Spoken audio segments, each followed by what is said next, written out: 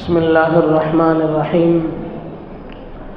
الحمد لله وكفى وسلام على عباده الذين اصطفى. أما بعد فأعوذ بالله من الشيطان الرجيم. بسم الله الرحمن الرحيم. ومن الناس من يشتري لهو الحديث ليضل عن سبيل الله بغير علم.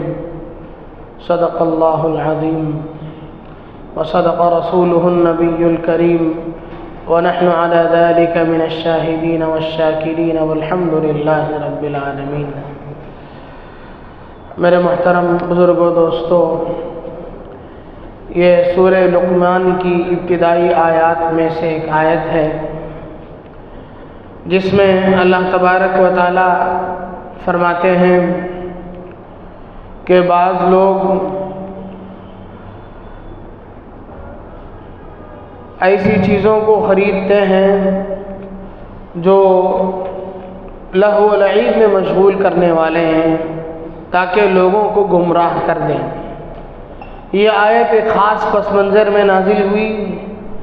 اس کا شان نزول یہ ہے کہ نبی اکرم صلی اللہ علیہ وسلم پر جو قرآن کریم نازل ہوتا تھا، آپ اس کی جو تلاوت فرماتے تھے وہ اس میں اتنی کشش تھی کہ لوگ صرف قرآن پاک کو آپ علیہ السلام کے قرآن پاک کے پڑھنے کے سننے کو دیکھ کر کے ایمان لاتے تھے.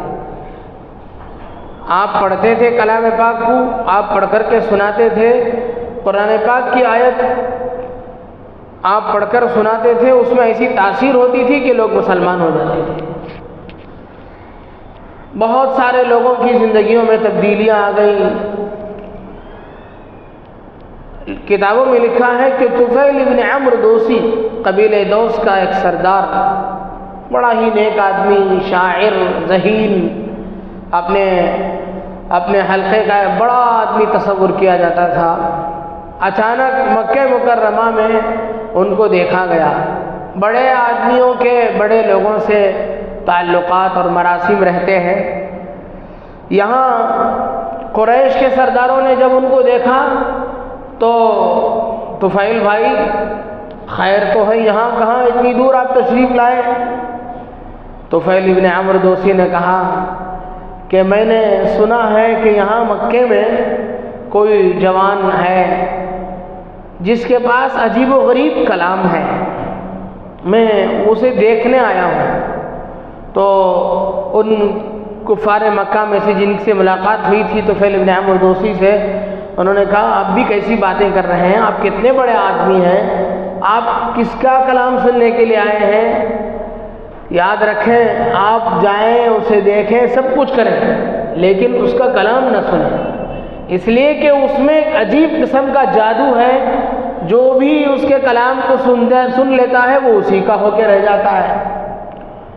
اور اس نے جب سے یہ آیا، جب سے اس نے کچھ دعوے کیے، تب سے اس نے ہمارے معبودان کو برا بھلا کہنا شروع کر دیا. ہمارے آپس میں رشتہ داریاں ختم ہو گئیں، آپس میں جھگڑے رگڑے شروع ہو گئے، خاندانوں میں تفریق ہو گئی، پھوٹ پڑ گئے ہمارے درمیان میں. بہت ساری باتیں لوگوں نے کہی. تو طفیل ابن عمرو دوسی نے کہا ٹھیک ہے، صحیح ہے، ایسا ہی کروں گا، میں دور سے دیکھ لوں گا انہیں، میں ان کے قریب نہیں جاؤں گا.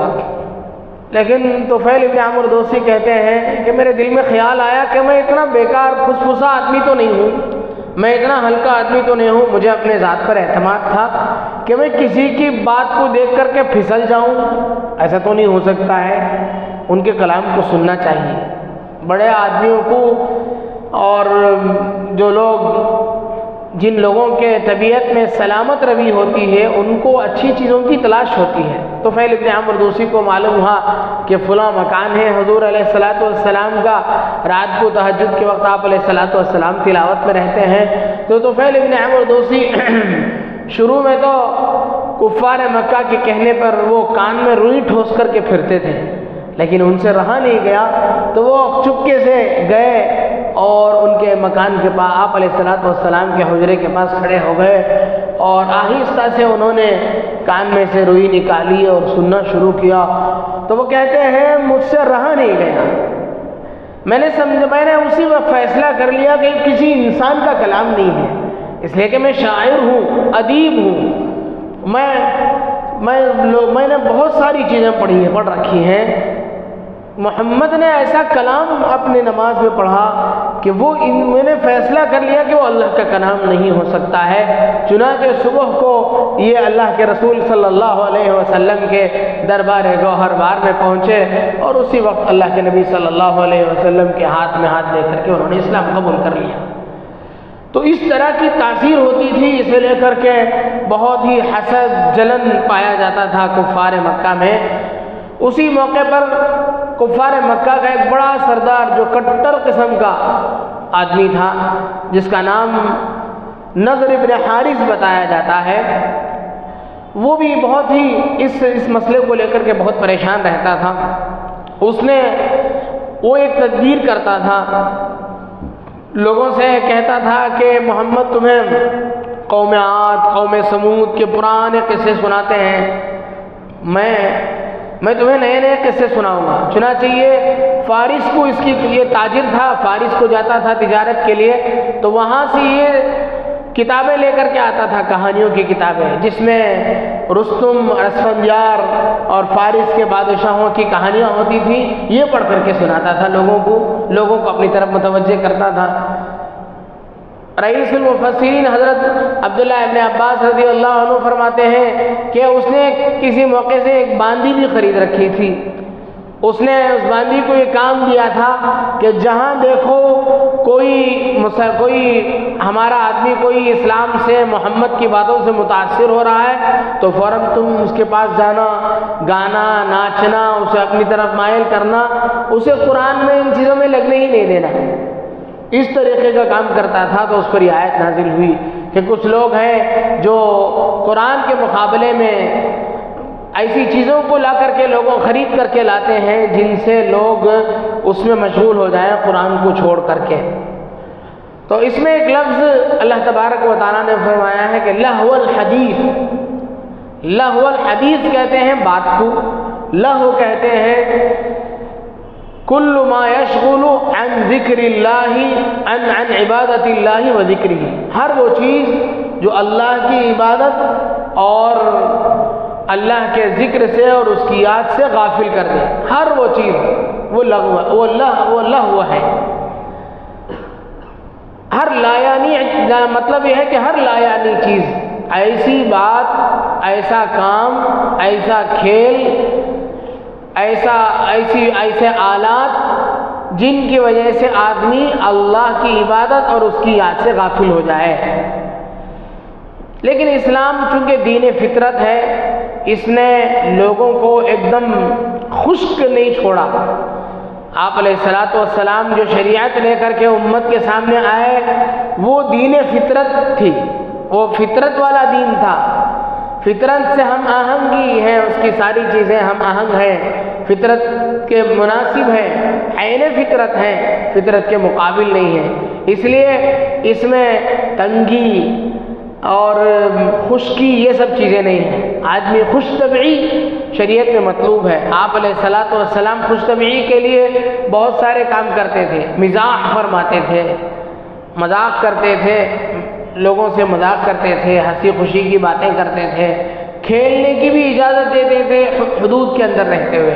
ایک حدیث میں آپ علیہ الصلوۃ والسلام نے فرمایا کہ 3 طرح کے کھیلوں کی اجازت ہے، آدمی کا اپنے گھر والی کے ساتھ کھیلنا، اور اسی طرح تیر اندازی اور گھوڑ سواری کی مشق کرنا، اور تیرنے کو سیکھنا۔ یہ آپ علیہ الصلوۃ والسلام نے بتلایا کہ آدمی گھوڑ سواری کرے، تیر اندازی کی مشق کرے، تلوار چلانا سیکھے۔ یہ وہ چیزیں ہیں جس کی وجہ سے دین کا یا دنیا کا کچھ نہ کچھ فائدہ ہے۔ تیر اندازی کی مشق کرے گا، گھوڑ سواری کی مشق کرے گا، جہاد کا موقع آئے گا اس میں جائے گا آدمی، اللہ کے خلاف جو آوازیں اٹھیں گی، اعلاء کلمت اللہ کے لیے لڑے گا، کرے گا، اس کی اجازت دی۔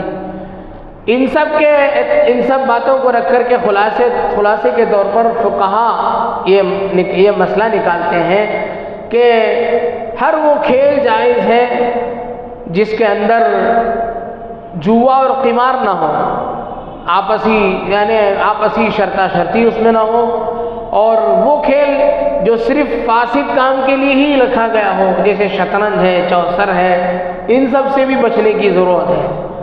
اور اسی طرح کھیل میں ایسا انہماک نہیں ہونا چاہیے، کھیلنا چاہیے، اس لیے کھیلنا چاہیے تاکہ بدن میں چستی آئے، نشاط پیدا ہو، اس کے بعد جب تازہ دم ہو جائے تو پھر اس تازہ دمی کو ہم دین کے کاموں میں لگائیں گے، یہی مطلوب ہے۔ کل ملا کر کے شریعت کے اندر اساس اور بنیادی چیز آخرت ہے، دنیا نہیں ہے۔ کھیل برائے تفریح، برائے کھیل، دنیا یعنی زندگی برائے کھیل، یہ مغرب کا نظریہ ہے، اسلام کا نظریہ نہیں ہے۔ اسلام کا نظریہ کھیل برائے تفریح، آدمی تھوڑا تازہ دم ہو جائے، تھوڑا اسے سکون مل جائے، بس اس کے لیے کھیل ہے، باقی کھیل کا کوئی مقصد نہیں ہے، اسی کے لیے کھیل کی اجازت ہے۔ اب کھیل میں ایسا منہمک ہو جانا، ایسا ڈوب جانا، جیسے کرکٹ کا موقع آتا ہے، بھائی کرکٹ کھیلیں تو اتنا تو کہہ سکتے ہیں کہ بھائی بچے بھاگ رہے ہیں، کھیل رہے ہیں، ان کے بدن میں چستی آئے گی، پھرتی آئے گی، یہ سب چیزیں کہہ سکتے ہیں، لیکن کرکٹ کو دیکھ کر کے مزہ لینا، اس پر بحثیں کرنا، اس پر ٹینشن لینا، اس پر جوا کھیلنا، اس پر شرطا شرطی کرنا، یہ سب چیزیں بالکل بوکس ہیں، ان سب چیزوں کی شریعت میں بالکل اجازت نہیں، یہ سب چیزیں بالکل جائز نہیں ہیں۔ ایسا انہماک، کسی ٹیم کو اپنی ٹیم سمجھ لینا اور دوسری ٹیم کو فریق مخالف کی ٹیم سمجھ لینا، بعض بچوں کو دیکھا گیا ہے کہ جس دن اس کی ٹیم کھیلتی ہے وہ ویسے کے رنگ کے کپڑے بھی پہن کے آتا ہے، یہ دیوانگی ہے۔ ہم اپنے بچوں کو سمجھائیں گے کہ ایسی دیوانگی، کھیل کے مسئلے میں ایسی دیوانگی کی شریعت میں اجازت نہیں ہے، دیوانہ پن نہیں ہونا چاہیے کھیل میں، کھیلنے کی اجازت ہے، شرعی حدود کے اندر کھیلیں، اور کھیل کا مقصد وقت گزارنا نہیں ہونا چاہیے۔ یہ جو کہتے ہیں نا ٹائم پاس ٹائم کو میں بارہا کہتا ہوں کہ ٹائم پاس کرنے کے لیے اللہ نے ہمیں یہاں نہیں بھیجا، اللہ نے خود کو پاس ہو کر کے آنے کے لیے بھیجا۔ الذی خلق الموت والحیات لیبلوکم ایکم احسن عملا، اللہ نے پیدا کیا ہے موت اور حیات کو، یعنی زندگی دی ہے تاکہ آزمائے کہ تم میں سے کون اچھے عمل کرتا ہے۔ اللہ تعالیٰ آزمانا چاہتے ہیں، اللہ تعالیٰ امتحان لینا چاہتے ہیں کہ کون ہم میں سے پاس ہوتا ہے، تو یہاں ہم خود پاس ہونے کے لیے آئے ہیں، ٹائم کو پاس کرنے کے لیے نہیں آئے۔ بالغ ہونے کے بعد سے لے کر کے وفات تک، موت اور آخری سانس تک، آدمی کا ہر لمحہ قیمتی ہے، اور ہر لمحے کے بارے میں اللہ کے ہاں سوال ہوگا۔ اس لیے تضییع اوقات، وقت گزاری کے لیے کھیلنا، اس کی شریعت میں ہرگز اجازت نہیں ہے، اور کھیلنے کا شوق اپنے اندر پیدا کر لینا یہ شریعت میں مطلوب نہیں ہے۔ کھیل بس تفریح کے لیے ہے، طبیعت میں چستی پیدا کرنے کے لیے ہے، باقی کچھ نہیں ہے۔ اب اس سے ہٹ کر ایک اور مصیبت جو ہمارے درمیان میں آ گئی ہے، موبائل کا انہماک، موبائل میں لگ جانا۔ موبائل کے کچھ ضروری مقاصد ہیں، کمیونیکیشن ہے، ہم ایک دوسرے سے رابطہ کر سکتے ہیں، ہمارا کوئی باہر گیا ہوا ہے یا کوئی گھر والوں سے بات کرنی ہے، یہ کمیونیکیٹ کرنے کے لیے ہے، آپس میں رابطہ کرنے کے لیے ایک مقصد اس کا ہے، اور دوسرا مقصد اس میں معلومات حاصل کر سکتے ہیں۔ دوسرا زیادہ سے زیادہ آپ کہیں کہ اس میں انٹرنیٹ ہے تو اس میں سے ہم معلومات حاصل کر سکتے ہیں، یا جیسے ہم کہیں سفر میں جا رہے ہیں کہ اس وقت میں کون سی گاڑیاں ہیں، اس کی معلومات حاصل کر سکتے ہیں، انفارمیشن دوسرا مطلب ہو سکتا ہے، دوسرا کام مقصد ہو سکتا ہے۔ تیسرا جو کام ہے ہمارا انٹرٹینمنٹ، تفریح، اس کی بالکل یہ چیز ہے ہی نہیں، اس کے لیے یہ چیز بنائی ہی نہیں گئی ہے۔ اب لوگوں نے بس اسی کے لیے کمیونیکیشن اور انفارمیشن سے زیادہ ہم لوگ اسے انٹرٹینمنٹ کے لیے ہی استعمال کرتے ہیں، اور اس کی عادت بچپن سے پڑ جاتی ہے، دودھ پیتے بچے سے اس کی عادت پڑ جاتی ہے اور لت پڑ جاتی ہے۔ اسکرین کی ہیبٹ جو بیڈ ہیبٹ ہے اس کا عادی ہو جاتا ہے انسان، اور وہ لت جو ہے وہ چھوٹتی نہیں ہے جلدی۔ کسی بھی چیز کی لت، جیسے بیڑی سگریٹ کی لت ہوتی ہے اور چیزوں کی لت ہوتی ہے، اسی طریقے سے ماہرین یہ کہتے ہیں کہ اسکرین کی بھی ایک لت ہوتی ہے، ایک طرح کی دیوانگی ہوتی ہے۔ بس ہمارا ہر کام کے لیے وقت طے ہوتا ہے، کھانے کے لیے فلاں وقت ہے، اتنا منٹ ہے، سونا ہمارا اتنا گھنٹے کا ہے، دوپہر میں اتنی دیر سوئیں گے، رات میں اتنی دیر سوئیں گے، نہانے کے لیے جائیں گے اتنے وقت کے لیے جائیں گے اور آ جائیں گے۔ موبائل کا کوئی وقت ہمارا ہے نہیں۔ اگر صحیح کہا جائے، اس پر صحیح تبصرہ کیا جائے تو یہ ہے کہ جتنا وقت ہم موبائل استعمال کر سکتے ہیں اتنا وقت استعمال کر کے بچے کچھ وقت میں یہ سب کام کر لیں گے۔ موبائل سے بچہ وقت میں کھا لیں گے، موبائل سے بچے وقت میں نماز پڑھ لیں گے، موبائل سے بچے وقت میں سارے کام۔ آرام بھی ہم کب کریں گے؟ جب ہم جو کوئی پروگرام دیکھ رہے ہیں موبائل میں وہ ختم ہوگا تو آرام کریں گے۔ نیند آ رہی ہوگی رات میں، ہمارا معمول کتنے لوگ ایسے ہیں رات کو سونے کی دعا پڑھ کے زمانہ ہو گیا، ہمیں سب چوکنا ہو جاتے ہیں اس بات پر۔ میں نے کہ اسکول میں یہ بات کہی تو سب بچے کی ہنسی شروع ہو گئی، سب ہنسنے لگے کہ حقیقت ہے کہ ایک وقت ہوتا تھا ہمارے گھر کی جو بڑی عورتیں ہوتی تھیں، مستورات، نانی دادی جو ہوتی تھیں، وہ بچوں کو پرانوں کی، نیک لوگوں کے قصے سنا کر کے، دعائیں پڑھا کر کے، پھونک مار کر کے ان کو سلاتی تھی۔ لائٹ پہلے بند کر دی جاتی تھی، اندھیرے میں باتیں کرتی رہتی تھی، ایک غائب ہو جاتا تھا، کوئی پہلے سو گیا پھر وہ سو گئی، اس کے بعد سب کی آواز بند ہونے کے بعد بوڑھی ماں اس کے بعد سوتی تھی۔ اب کیا ہے؟ اب کچھ بھی نہیں ہے، سب کو اپنی پڑی ہے، سب اپنے کام میں ہے، سب ایسے مناظر دیکھ رہے ہیں۔ پہلے وہ مناظر، جن مناظر کو دیکھنے کے لیے آدمی کو باقاعدہ تنہائیوں میں جانا پڑتا تھا۔ پہلے زمانے میں لوگ ٹی ویوں میں ڈیک کا کوئی معمول تھا، پہلے زمانے میں مسئلہ تھا، اس میں لوگ باقاعدہ کیسٹ لا کر کے ڈال کر دیکھتے تھے، اس کے لیے باقاعدہ انتظاری ہوتی تھی کہ گھر کے سارے لوگ کہیں چلے جائیں گے، اس وقت ہم لوگ بہانہ کر کے دوست احباب مل کر کچھ دیکھ لیں گے، چٹپٹی چیزیں دیکھ لیں گے۔ لیکن اب کیا ہوتا ہے؟ ادھر ماں سوئی ہوئی ہے، ادھر باپ سویا ہوا ہے، درمیان میں بچہ اپنا اوڑھنا اوڑھ کر کے اپنے موبائل میں وہ مناظر دیکھ لیتا ہے جن مناظر کو دیکھنے کے لیے کسی زمانے میں اتنے سارے کام کرنے پڑتے تھے۔ ساری بے حیائی اب آسان ہو گئی، ہر وہ کام بچہ دیکھ لیتا ہے جسے بہت بعد میں وہ کرتے ہوئے بھی جھجک سکتا ہے۔ تو ایسی گندی چیز ہمارے ہاتھوں میں آ گئی ہے، اس لیے اس سے ہمیں بچنے کی ضرورت ہے۔ ہم لوگ کیا کرتے ہیں؟ روتے بچے، ستانے والے بچوں سے جان چھڑانے کے لیے یہ ہاتھ میں تھما دیتے ہیں، لے مجھے چھوڑ دیں، اسے پکڑ لیں۔ اب بچہ اسی کا عادی ہو جاتا ہے۔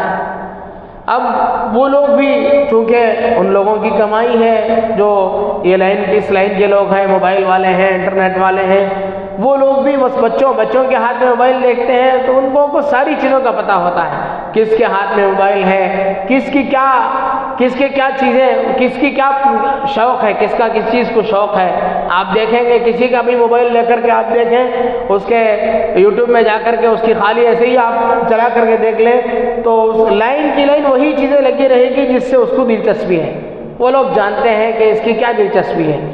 اور میں نے ایک بڑے ماہر سے سنا، وہ کہتا تھا کہ ہر 2-3 ویڈیو کے بعد بے حیائی کے مناظر پیش کرنا ہی کرنا ہے لوگ۔ اب بے حیائی کے مناظر میں تو دلچسپی ہوتی ہی ہے، اس لیے اس مصیبت سے بچنے کی ضرورت ہے۔ یہ کئی برائیوں کا مجموعہ ہے، فحاشی، عریانیت، گانا بجانا، تضییع اوقات، دماغوں کا خراب ہونا، دماغ کے رگوں کا سوکھ جانا، طبیعت کا پڑھائی سے دل کا اچاٹ ہو جانا۔ بچے اتنا منہمک ہو جاتے ہیں پڑھائی کا کوئی خیال نہیں رہتا۔ اس کا کیا علاج ہے؟ اس کا واحد علاج یہ ہے کہ پہلے ہم بڑے اپنے گھروں میں موبائل کے استعمال پر پابندی لگائیں۔ اس کا یہی ایک حل ہے، ہم خود موبائل میں لگے رہیں اور بچوں سے کہیں۔ لوگ شکایت کرتے ہیں کہ ہمیشہ فون میں رہتا ہے یہ۔ میں ان سے پوچھتا ہوں آپ کیا کرتے ہیں؟ ہنسنے لگتے ہیں۔ کیوں؟ آپ جو کرتے ہیں بچے وہی کریں گے۔ بچے آپ کو دیکھ کر کے سیکھتے ہیں۔ بچے کہاں سے سیکھیں گے؟ ہمیں بڑوں کو دیکھ کر کے سیکھتے ہیں۔ اگر کسی گھر میں بڑوں کا یہ معمول ہو کہ وہ تلاوت میں لگتے ہوں، گھر میں ذکر و اذکار میں لگتے ہوں، تو کیا مجال ہے کہ بچے ان کے گھر میں فون استعمال کرنے میں لگے؟ نہیں ہو سکتا ہے، یہ چیز نہیں ہو سکتی ہے۔ بچے اپنے بڑوں کی نقالی کرتے ہیں، بڑوں کے نقال ہوتے ہیں۔ اس لیے ضرورت اس بات کی ہے کہ پڑوس ملک کے ایک موٹیویشنل اسپیکر ہیں ڈاکٹر جاوید صاحب، وہ یہ کہتے ہیں کہ جس طریقے سے ہمارے گھروں میں باہر چپل کا اسٹینڈ ہوتا ہے، اسی طریقے سے گھر کے اندر موبائل کا اسٹینڈ ہونا چاہیے باقاعدہ۔ ہم آئیں، موبائل چارج میں لگائیں، اس کے بعد اٹھا کر کے اس میں رکھ دیں، پھر گھر کے کاموں میں لگیں، گھر میں بچوں سے بات کریں، گھر والوں سے بات کریں، گھر والی سے بات کریں، گھر کی چیزوں کو دیکھیں۔ ہمیں کچھ نہیں ہوش ہوتا ہے، ہمیں کچھ ہوش ہوتا ہی نہیں ہے۔ ہمیں کھانا کھا رہے ہیں، موبائل میں لگے ہیں، سو رہے ہیں، موبائل میں لگے ہیں، کسی بھی چیز کا خیال نہیں ہے۔ بچہ رو رہا ہے، ہمیں موبائل دیکھ اسکرین میں ڈسٹرب ہونے کی وجہ سے ہم گھر والوں پر چڑ جاتے ہیں، اسے باہر کرو، اس مصیبت کی وجہ سے میرا حرج ہو رہا ہے۔ تو یہ وہ چیزیں ہیں جو ہماری نسلوں کو تباہ کر دیں گی۔ اللہ تبارک و تعالیٰ نے اس آیت سے یہی مراد ہے کہ ہر ایسی چیز جو اللہ کی عبادت اور اس کی یاد سے غافل کر دے، یہ تو غافل باقیات، یہ تو اللہ کی عبادت اور اس کی یاد سے کیا، دنیا کی اس کے علاوہ ہر چیز سے وہ چیز غافل کر دیتی ہے، اپنے ماں سوا سے غافل کر دیتی ہے۔ فون اپنے ماں سوا سے غافل کر دیتا ہے انسان کو۔ اس لیے اس مصیبت سے ہمیں بچنے کی ضرورت ہے۔ اللہ تبارک و تعالیٰ سے دعا ہے کہ اللہ تبارک و تعالیٰ جو باتیں کہی گئی، کہنے والے کو بھی، سننے والوں کو بھی عمل کی توفیق نصیب فرمائے۔ آمین وآخر دعوانا الحمدللہ رب العالمین۔